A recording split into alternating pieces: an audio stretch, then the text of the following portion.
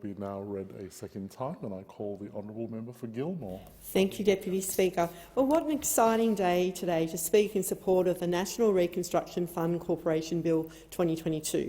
Over the last 9 months in government, we have introduced a lot of really important legislation. It has been an incredibly busy time trying to set our country on the right path for a better future.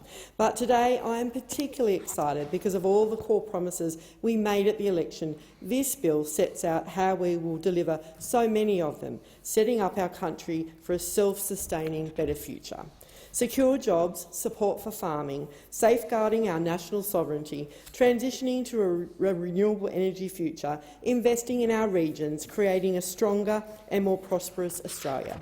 This bill does it all, and all through a co-investment fund generating enough return to sustain its future rate of investment. Jobs, jobs, jobs. Actually, scratch that, make it Australian jobs, jobs, jobs. So how are we going to do that? The National Reconstruction Fund Corporation will partner with industry and investors to provide finance for projects that add value, improve productivity and support the transformation of Australian industry.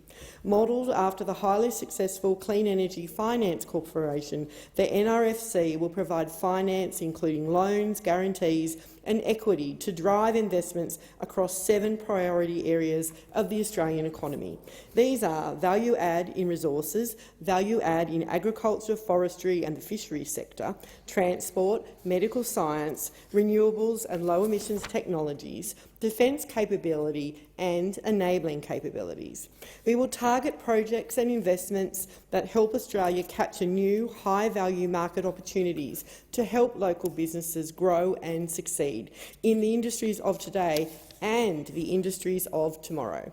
For far too long, Australia has exported our resources, our talent and our opportunities. The Albanese government is determined to put Australians first, investing in Australian ideas, Australian businesses and Australian people to keep them here instead of driving them to more supportive economies overseas. In my electorate of Gilmore on the New South Wales South Coast, we have historically had one of the highest unemployment rates in the country. With a strong defence industry presence, strong manufacturing base and abundant farming and agriculture industries, our region has the capability of driving Australia's future economic growth. All that has been missing is a government willing to back in Australian-made, invest in local businesses and farmers and support our transition into the economy of tomorrow. We are already seeing local industry drive this transition. We are seeing farmers embracing new, clean sustainability practices because they know it is good business and good for their future. We have seen local defence industry pivot their operation to cope with the new challenges thrown at us by the pandemic. We have seen community organisations partnering across the education and energy sectors to explore the feasibility of new energy generation. Local people in my electorate looking to find opportunity in the black void that has been government policy. Well, I'm absolutely delighted to see that black hole well and truly closing right now. Government simply must be leading the way. We simply must be providing the guidance, the leadership, the certainty that those looking to invest need. If they can see the government believing in Australian-made, then they will too.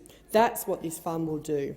With a clear investment mandate to spend its $15 billion fund on solely or mainly Australian-based investments, the NRFC will play to our current and emerging industrial strengths and strategic national priorities, all while it becomes a self-sustaining fund through a requirement to generate a positive portfolio rate of return. What a breath of fresh air for our economy. Deputy Speaker, the Shoalhaven has a strong and thriving defence industry. Local narrow businesses are leading the way when it comes to Australia's strategic defence capabilities. We are home to the only Navy air station, HMAS Albatross, and Jervis Bay boasts the Royal Australian Navy College at HMAS Creswell. So it is fair to say we have both the need and the know-how when it comes to defence capability. Defence and defence industry are our biggest employers, but until recently much of our defence manufacturing has been exported overseas. Late last year I had the privilege of touring Air Affairs, one of our major defence industry partners located in Nowra. Air Affairs specialises in aviation operations and engineering, but before the pandemic, 70% of its business was exported. 70%. A local narrow-based company in demand across the world, but with only 30% of its products staying here in Australia. Why? Because instead of investing in homegrown innovation, much of the equipment our defence sourced was imported. When the pandemic hit, this created a predictable problem, one which Air Affairs and many others as well was happily there to solve. This is just one example of how government's failure to invest, encourage and grow local innovation has seen other countries reap the benefits. Our reliance on overseas supply chains, overseas manufacturing and our lack of investment in Australian-made over so many decades created a weakness that became truly evident when those supply chains were interrupted and broken. Luckily for Australian defence, Air Affairs was able to pivot its operations during this critical phase to increase its domestic supply, and now 90% of its products are for the domestic market. To be clear, this isn't because its exports dropped off. It is because its domestic operation ramped up incredibly fast to meet an urgent and unexpected need. Air Affairs is only one example of this, and we have many other fantastic defence industry partners located in the Shoalhaven who have been doing just the same.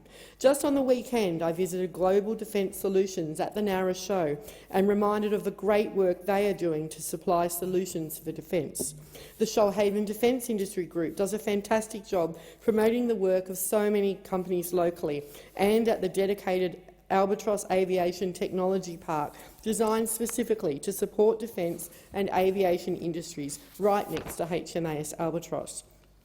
I got quite a preview of some of the great work they are doing at the University of Wollongong's Defence Industry Showcase last year. What this shows me is that there is incredible growth opportunity waiting to be realised right here on the South Coast. We have the industry already there, we have the space, we have the history, and boy, can we rally when the opportunity calls. So I could not be more excited that one of the 7 priority areas for the NRF is defence capability.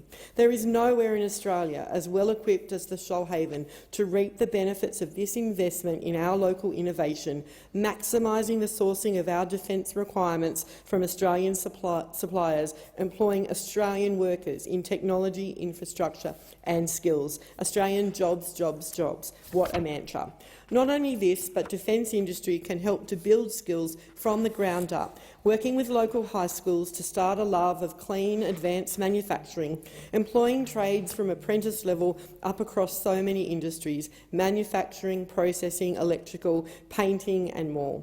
One of the things regional areas like ours struggle with is secure jobs for young people. Our youth unemployment rate has been stubbornly high for far too long. Too many local kids either leave to get good jobs in the city or struggle to find work. Not a choice any parent wants to see their child face, not a choice anyone should have to make. We know that investing in the future of young people pays dividends across our community. Education, secure, well-paid jobs and a strong future in our regional communities with so many social and economic gains. This is everything I have wanted for our community for so many years, and one of the very reasons I entered politics in the first place. I worked for years as a TAFE teacher, working with young and mature-age people to guide them into careers, not just jobs. I could see the need and the gaps we had, and it just wasn't good enough. I'm a mum of 4 kids. I want them, like each and every young person across our South Coast, to have the future they want, a career they can be proud of, in a secure, well-paid job at home. I am so incredibly proud that this vision I have for the future of our community is also the vision of the Albanese government has for the future of our country. Deputy Speaker, another industry close to my heart and the other side of the coin for my entry into politics was agriculture. I am a dairy farmer's daughter. I grew up on a dairy farm. What I have seen is an industry getting left behind by a lack of investment, a lack of interest from government in improving and supporting our agricultural industries. Agriculture is the lifeblood of the regions. It's where we started and it is where our heart lies for so many. But agriculture across Australia is facing so many challenges, not least of all from a transitioning economy and a changing climate. So one of the other 7 priority areas of the NRF, value add add in agriculture, forestry and fisheries sectors, unlocking the potential and value add to raw materials in sectors like food processing, textiles, clothing and footwear manufacturing. As I have mentioned before in this place, Deputy Speaker, our agricultural industries are already starting this change. Companies like AKT Oceania, based in Nowra, and focusing on improving organic waste streams by extracting proteins and nutrients for use in other industries. They create animal feeds like fish meal and more to get the most out of organic waste. But much of the equipment is manufactured overseas, and what they need is support and investment by government to grow these industries here. We've got seaweed plants, cow manure farms. We've got former abattoirs transforming into the Southern Hemisphere's largest fish processing plant. We've got agricultural innovation on steroids. Sustainability with benefits across agriculture and more. Innovation and homegrown. This is what we need and the sorts of investments that the NRF will be able to encourage. As well as having the agriculture industries, the South Coast is also home to a growing manufacturing industry, making us perfectly placed to benefit from the investment opportunities this fund will bring. Capitalising on what we have, stimulating our economic growth, investing in our existing industries and helping them to diversify. I'll say it again, Australian jobs, jobs, jobs. Supporting local business, supporting local people, growing our economy and securing our future. Deputy Speaker, the other huge focus of the NRF is, of course, our transition to renewable energy. Renewables and low emissions technologies will be a priority area for the NRF. This includes pursuing commercial opportunities from components for wind turbines, production of batteries and solar panels, new livestock feed to reduce methane emissions, modernising steel and aluminium, hydrogen electrolysers and innovative packaging solutions to reduce waste. It is a fact that the world is decarbonising and increasingly we need to be focusing on a transition to renewables. We have known for decades that Australia has a unique opportunity to capitalise on this transition. We have some of the best natural wind and solar resources in the world. But so far we have squandered the economic benefits and opportunity this transition could be creating, particularly in regional areas like the New South Wales South Coast. The Albanese government is determined to change this. We have committed to reducing our emissions by 43% from 2005 levels by 2030 and achieving net zero emissions by 2050. We simply must put our back into capitalising on our homegrown technology and skills to make this a reality. The technology and skill is there, but for far too long we have watched it leave our shores to benefit someone else who saw the benefits and invested in it. Our scientists and innovators are the best in the world. We invented solar panels, but someone else is making them. The aim of this fund is simple. If we invent it here, we should make it here. So we are empowering the NRFC to invest in Australians. We have earmarked $3 billion from the NRF for our Powering Australia plan. This fund will drive investments in areas like clean energy, component manufacturing and technologies that improve energy efficiency, helping to deliver affordable, reliable and clean energy to Australian industry over the longer term. Deputy Speaker, during the 2019-20 bushfires, the South Coast community saw what happens when we have an energy system vulnerable to natural disasters.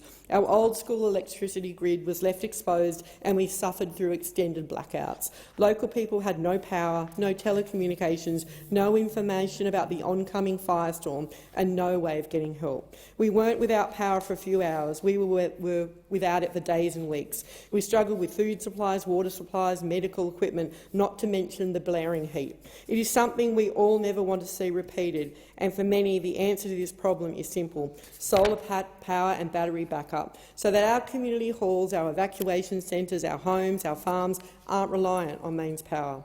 The South Coast community is crying out for investment in solar, investment in batteries, investment in renewables. Renewable energy can help build our resilience and better prepare us for natural disasters. We must start investing in this future now.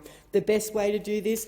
build it at home, create jobs at home, shore up our supply chains and transition us to the clean energy future now. The New South Wales South Coast is poised and ready to become a renewable energy powerhouse. What we need is investment security and support, and this bill delivers that in spades. A future made in Australia, secure well-paid jobs created using an independent, fair and self-sustaining model, partnering with industry that we know works. A better future, just like we promised. I commend the bill to the House.